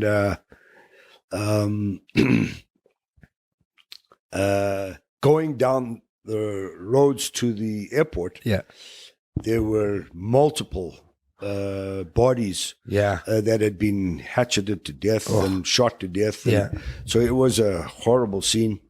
And then, of course, when we got to the airport, you had to have the right credentials to get into the airport. Right. Fortunately for us, you know, we had UN uniforms and blah, blah, blah. So we didn't get much of a resistance. Yeah. But you don't know. Yeah, you don't know. In retrospect, you get to see it, but in that moment, you have no idea You have no idea what's going to trigger that terrorist mind, if he's going to shoot all of us, one of us, you know. And once we got into the airport, surroundings where our helicopters were, we were a lot safer. Felt a lot safer. Yeah. And that's when you were there for 3 days, living in the sea can, trying to find fuel to get your helicopters out. And finally, we got them. We flew from there over Lake Victoria and landed in Tanzania. Yeah, some town in Tanzania. Bought some fuel and flipped back to Nairobi. Wow, wow. And that's when you could finally call home and say, we're okay. We're okay. Yeah. Wow. Yeah. I imagine everyone at home was just watching the news reports and just heartsick over that time. It was probably a tough couple of days for not only you, but everyone around you, everyone you know back home too. Yeah. Wow. But and came home and then went back to Somalia. Then went back to then got moved to Mozambique. Yeah. And then that was the end of that. And what kind of flying were you doing there, just to cap that off? Mozambique was another negotiators again? No, not so much there. They had already, for lack of a better term, ended the war. They had come to some peace agreement, and they were going to have the first free elections in Mozambique. So they had brought in UN staff from Europe to monitor all make sure that everything's being done fairly. Exactly. Yeah. So we would fly the monitors to the voting stations out in the jungle, and of course, they can't. Most of them didn't know how to write. Right. So they used the ink on their thumbprint as their vote. Their vote. Yeah. Then so that's how they voted. Wow. Put your thumb in the ink and then onto the voting paper. Yeah. So that was the end of the Mozambique thing. And of course, in the book there, I was assigned to an Italian demolition team. Yeah. That was pretty cool. We went around the jungle blowing up arms caches. It was pretty cool. Yeah, so they go dig up all the landmines and all that old artillery shells and the caches. Mainly the caches. So, the Russians and the Chinese had backed the terrorists. Right. And they had sunk like 44-gallon drums buried in the ground, and they would be full of landmines or full of AK-47s, or full of Claymore mines, or And so it was our job. Well, not I was the pilot. You were the pilot flying these bomb technicians around. And so what they did was they paid the terrorists a small amount of money to tell the UN where these arms caches were. Right. So the war is over. Tell us where the stuff is so we can. And instead of trying to gather it and bring it all, they just blew it up on site. So I had a pretty cool job there for about 2 weeks. Just blowing up stuff. Yeah. I'm sure anyone listening with testosterone in their body is thinking, man, that'd be a pretty cool thing to see. Yeah, it was. It was pretty cool. Yeah. And that was that was the last gig you did for the UN? No. I went to Guatemala. Oh, right. Yes. Sorry. I went to Guatemala after that for 6 months. Yeah. And Debbie came over there too. Right. And you're even able to bring the kids over. Yeah. So you felt a little bit safer going. It wasn't nearly. Yeah. And again, I should know this. I just read the book last night. But what kind of flying was Guatemala again? Getting back to negotiating. Okay. Yeah. A little bit of terrorist activity going on. Yeah. More in the jungle than in the cities, you know. So I would fly UN negotiators out there. Wow. And at that point, you got quite a lot of flying experience at this time. Hey, like you probably got hundreds, if not thousands, of hours of flight time at that time already. Hey. Yeah. Oh yeah. So I was very lucky. I was standing in the right place at the right time. And then when that, what really happened there was they basically came to the contractor, which at that time was Skylink rather, and they just said, "Oh, you guys are too expensive. We're going to put our own pilots in there," and they basically run us Canadians off, right? And they put their local pilots in there, right? And they ended up smashing the helicopter. Wow! Yeah, I remember that. Yeah, so and I came back to Slave Lake. and that's where you went and were driving truck for Vanderwell at that point. So now just the parallels of the story throughout is just, you know, getting up in the sky, getting the job, doing what you love, flying, and then something else happens, and now you're back doing something else. But always with that, but not giving up, not settling for that, of always knowing this is temporary.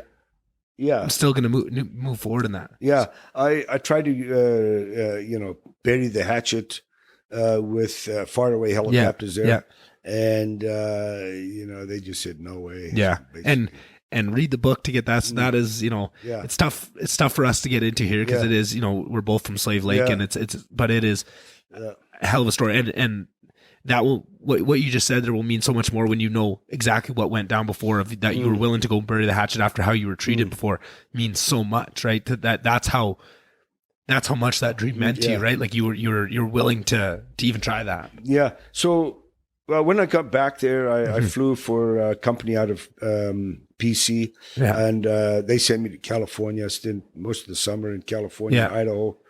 Not where I wanted to be. Right. You wanted to be home with the family, right? Of course, yeah. And you just spent all that time over in Africa, being away. You're just trying to combine the two dreams of the dream of your family and the dream of flying. And it's just really hard to make those two match up, hey? Yeah. For a lot of years. Yeah. So I just had to do it because I had to put food on the table. For sure. But my heart wasn't there. And like I said, I tried to bury the hatchet. That wasn't working. And so I ended up talking to Bob Vanderwell. Yeah. And in the meantime, before that, actually, I'd started to work for Bravo Helicopters. Right. And sort of in the book, it tells you just how sort of much work I brought Bravo Helicopters. Yeah, so it was not only, you know, you started, you know, with the first helicopter company, built it up, then went with Far Away, you built that up, and just each time you were busting ass, working and flying, but also bringing in clients and doing everything you could to make sure this dream was reality and that it was going to be fruitful. And at each time, what you wanted was to be a part of it, and every time your hand got slapped away, and you just kept thinking, if I put in all this work, if I bring in all this work, it's got to be rewarded at some point. And it wasn't. And now I think that Bravo would be the third time you did the same thing where you went, and now you're competing against the other two that you just had already built from the ground up off your own back, and now you're doing it for a third time. That is just amazing to me that you have that perseverance. Yeah. Well, you know, a lot had to do with Debbie as well. Debbie, of course, yes. You know, you have to get her blessing, and I did, and I started talking to Bob, and you know, Bob was very instrumental in you know, getting me started. And for lots of the lessons that you learned from working Bob, with him and watching how he worked. And, you know, Bob once told me, he said, well, you know, if you want to start business, you got to be a little bit of an accountant. You got to be a little bit of a mechanic. Bit of a therapist. Exactly. And, you know, you might get to fly a helicopter. You're got to be a truck driver and a janitor and doing all this stuff. I said, yeah. Okay, I'll do it. And the long story is Bob, like I said, was very good to me.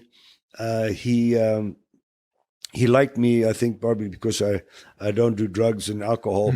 So he was willing to give me a chance. And so he gave me a letter to take to the bank. And between Bob's letter and George Gross from Buchanan Lumber, right, saying that if you were to start your own company, that they would give you contracts. They would support me. Bob basically said, you know, you'd have all my helicopter work. And George Gross said you'd have all my helicopter work. So I took both of those letters to the bank, and basically they said, how much do you want? So I started the Slave Lake Helicopters with a $75,000 line of credit. Yeah, today it wouldn't buy you a handful of bolts, you know. Yeah, exactly. So it was very stressful. Exactly. Sleepless nights. Oh, you know, can't even imagine. You know, but I had Debbie's blessing. My boys were young. I think Taylor was about maybe 10, and Boyd was like 14, 13 and a half, something like that.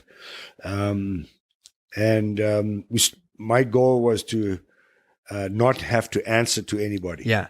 And after going through that, building up that first company and putting all that blood, sweat, and tears, building into a successful thing, and asking for a little piece of the pie to be partnered in and get snubbed away, and then doing it again with the second company, and then having the same thing where you had put money in, and that was the whole thing from the start. When you started, it was supposed to be a partnership, and that didn't end up going that way, and you really got once again just kicked in the what's metaphorically there.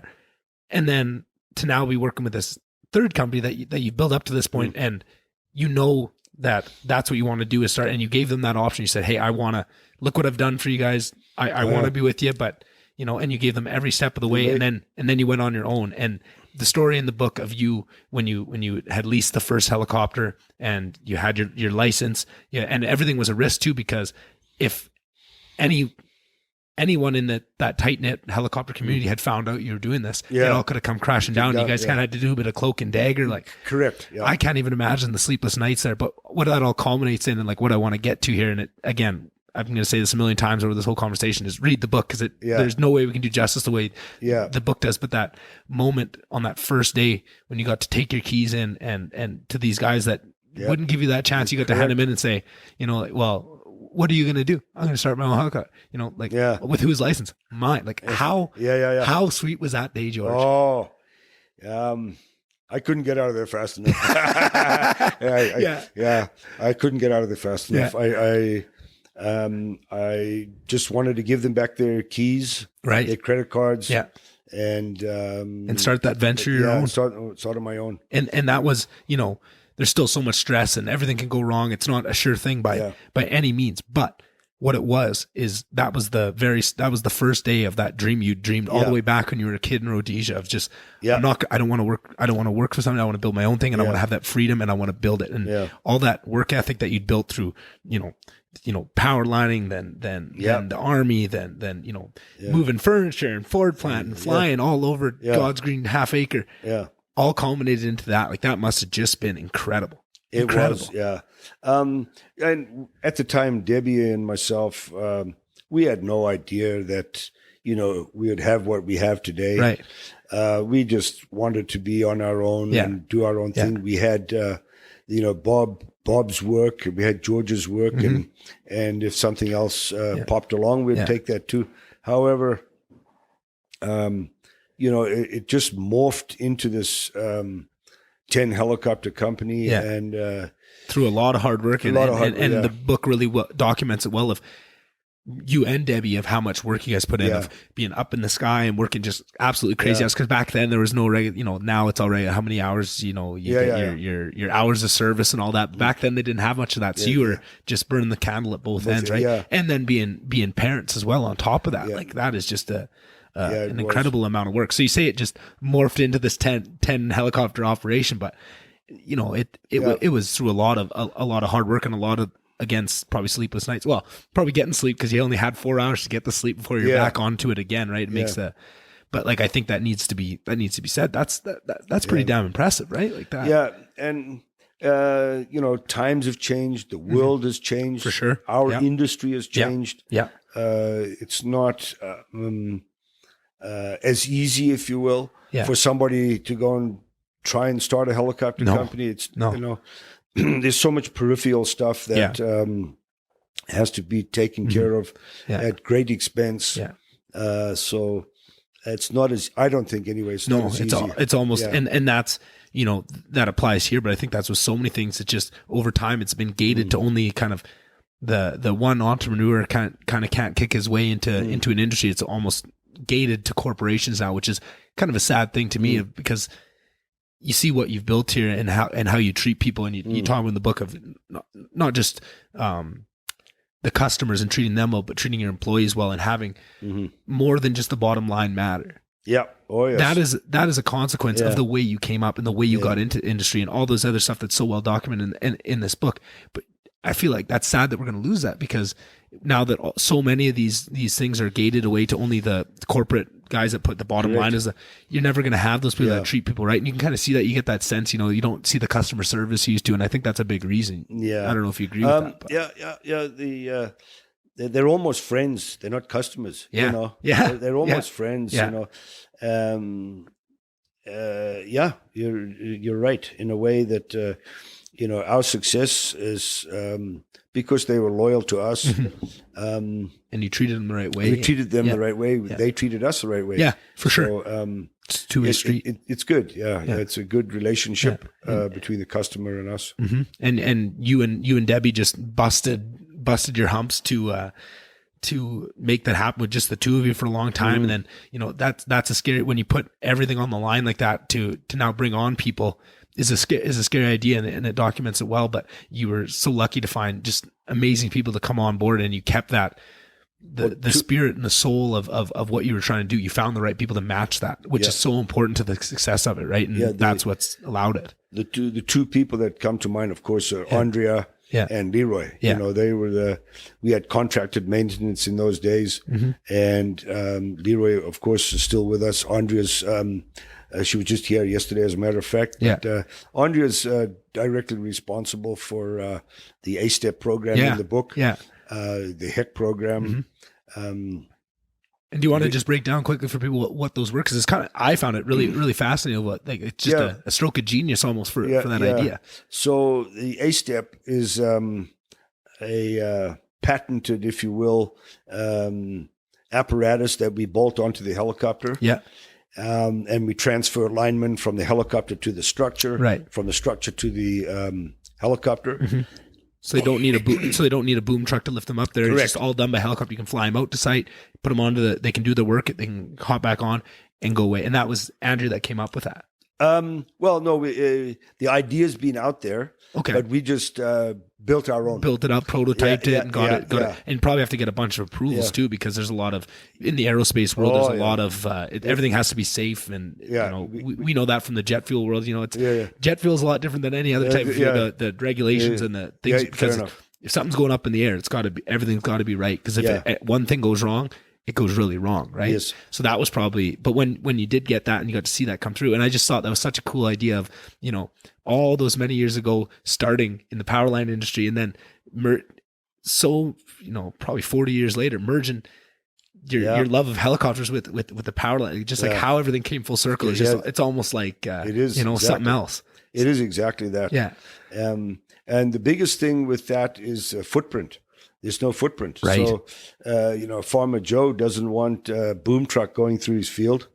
So we do it by helicopter. Yeah.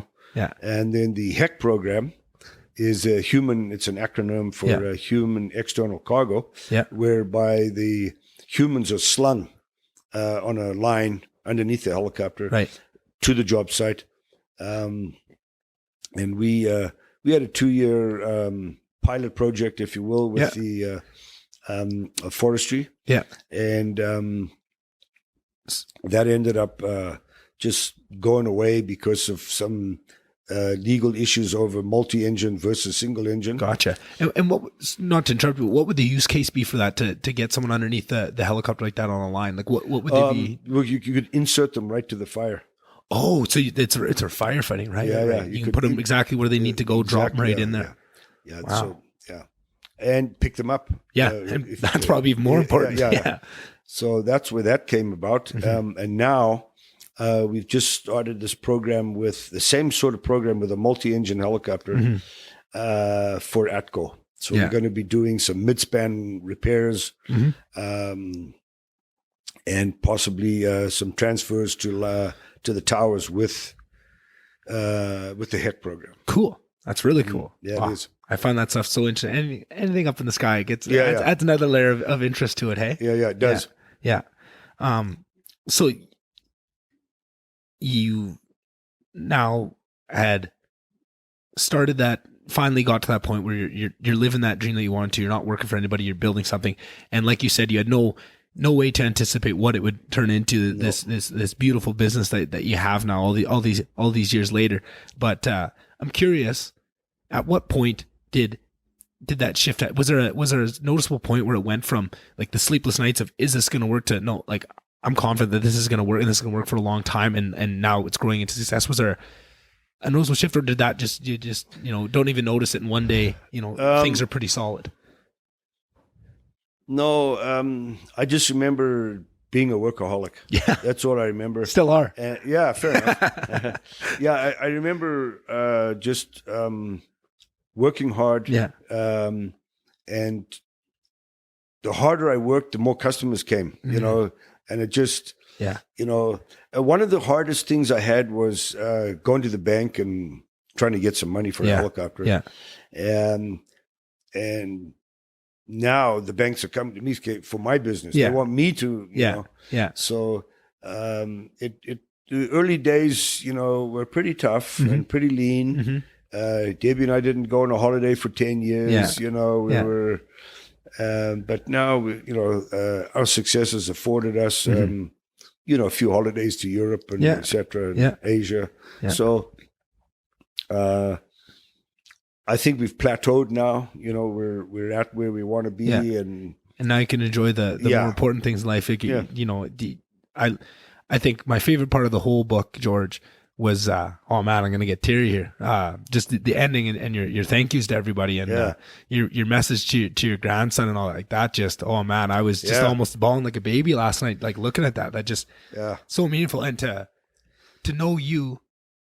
I mean, I thought I knew you until I read this book, and I realized I didn't know the first damn thing about you. But just, you know, as a kid growing up and knowing what I knew of you, just the funniest, kindest guy that always, like, when you see a guy that as a kid, when adults talk to you, sometimes it's, oh, what does this guy want? Am I going to get in trouble? But every time at like at the arena or something, every time I'd hear your voice, because you got a pretty distinct voice, you know, you know, walking back and forth, you know, and I come talk to you. I always loved come talk to you, and it was just that you know, I always knew you were that, just, you had a good heart, and I always enjoyed talking to you and stuff, and I didn't know where that all come from, and now to get to see the backstory of it and see where all that came from, it was just beautiful for me. I absolutely loved it. And it was, you know, your dad. We always joked around, you know, when we saw each other. And I think your dad, you know, Barry, and, you know, a few of us, Joe Schultz, myself, I think we're founding members of the Rotary Club in Salt Lake. Yeah. You know, so I think we all did our share in the background for the community. For sure. And, you know, your dad and Barry have certainly done their share. Yeah. And, it's been you know, a wonderful experience knowing these people, working with them, going to hockey games with them. Yeah. So and like you were saying, you know, at the end of the book, to say thank you to all these people, you know, the Bob Vanderwells, the Bartons, you know, my brother, and you know, and of course my wife, you know, and the kids. Yeah, it was. It was a good ending to the book. I think. It was a great ending. Yeah, I loved it. You know, there was a couple of people along my life.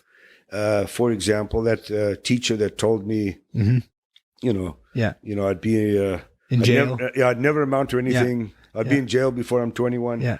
I mean, I'd pay large amounts of money to find her. Yeah. And just, pull up in your Lambo right in front of her. Yeah. So, and, you know, there was a couple of, you know, commanders in the Army that, you know, they rubbed me the wrong way too, you know.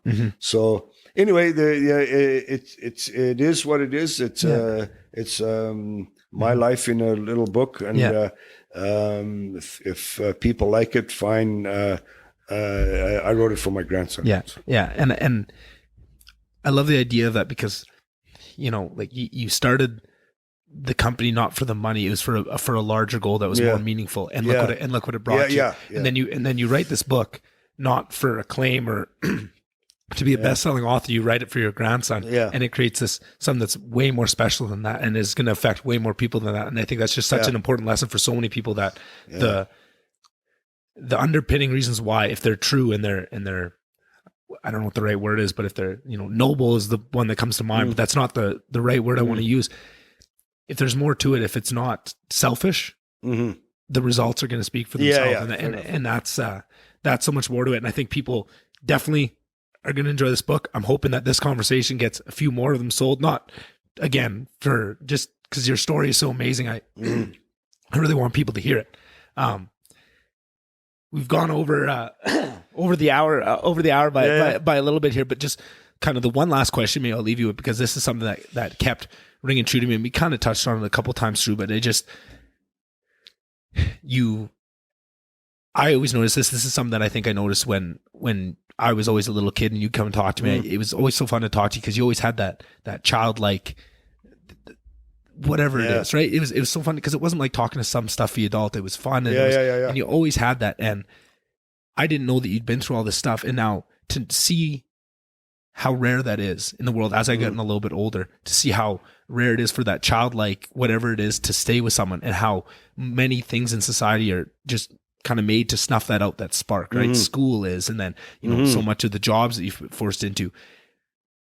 And to see not only that, but you went through so many things of like so much hardship for one life to handle, and that you never lost that. And I think that is something that I'm really, with what I'm doing now, I'm trying to hold on to that. And I could see myself starting to lose that when I was doing some other things in my life, and it was really upsetting me. And I have made that a goal, is to not lose that. As someone that has been through so much and held on to it, is there any pieces of advice that you can give, or was that just something that just by luck of the draw, or was that something you aim to do? How did you hold on to that, and what would you give for advice for people that maybe want to do the same? Funny, lots of things. Get out of bed early. Work hard all day. Go to bed late, and do it for 7 days a week. For 10 years, and establish yourself. Aim high. Just don't aim straight. Aim high, work hard, and then eventually you'll play hard. You'll have the finer things in life. Unless you win the lottery, I don't like your chances. Unless you win the lottery, you got to work hard to have a good life. Oh, that's beautiful. Nothing comes. Success comes after hard work.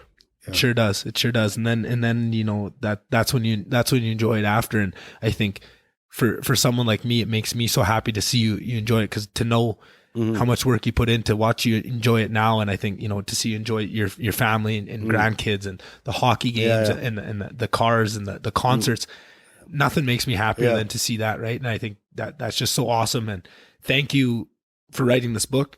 Thank you for, all you've done for the community. Thank you for sitting down with me today and giving me your time. I know you're a busy guy, and I already, went over time on you, but that's fair. I think I had so much fun. We could probably do this again another time, maybe in a couple months or in a couple of years, and sit down and see what else you're up to. Because like I said, there's so much more that's in that book that we didn't get to today. And that's great that they can go read it, but some people aren't readers. Maybe they just want to hear from it. So thank you for sitting down with me. You're welcome. And that was an awesome time. You shouldn't say hi to your mom and dad. Oh, of course I will. There, me and Ingo were talking just before this. He said, "Oh no, I'll tell you after what he told me to tell you." All right, thanks, George. Okay, thank you. All right, I hope you enjoyed that incredible story. Like I said, probably 15 times throughout this conversation, if you want the real deal of this story, you've got to buy the book and you've got to read it. I know there's a lot of people that I've talked to in the last couple of days that said, "I'm just not a reader." It's worth it. Slog through, read a page a day. You'll get sucked in. You will enjoy it. If you know George or you don't know George, this is a story you're going to want to hear. It's just incredible. Like the Rwanda stories, the building the helicopter companies, growing up in Africa, love, loss. It's got everything. It's so incredible.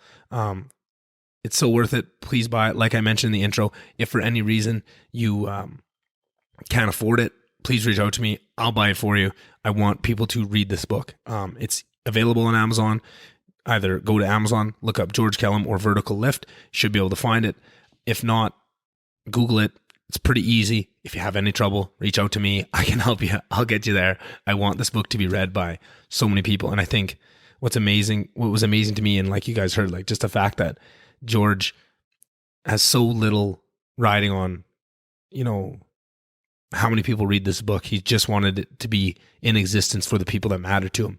And I think that really comes through in the writing. And that's what you as a, voyeur from the outside can take. This was written for those closest to him, and it was so vulnerable in so many ways. And you, even if you don't know him, you get to experience that, which I think is something truly special. It's just like, if you don't know me, I try to be so vulnerable on this podcast and really show who I am. And even if you don't know me, you get to come take a piece of that with you. And I think that's very special. And I'm just blown away by this whole book and experience that I got to have interviewing George, and I hope to be able to do it again. I hope you guys enjoyed it. Like I always say, follow social medias for the Von Dubcast, share the posts, tell a friend. Those all really help. And if this is your first time listening, check out some of the other episodes. I know lots of people have told me they just like to listen to the ones that they know the people on, but there's some really special ones in there. And just, take a chance. If you got a drive coming up, just read some of the descriptions, find the one that might interest you. And I promise you, you'll probably enjoy it. I'm pretty proud of these conversations that I have. And even if it's someone you don't know, I promise you, you'll enjoy it. So just give it a try. All right. Everybody have a great week, and I'll see you guys on the next one. Bye.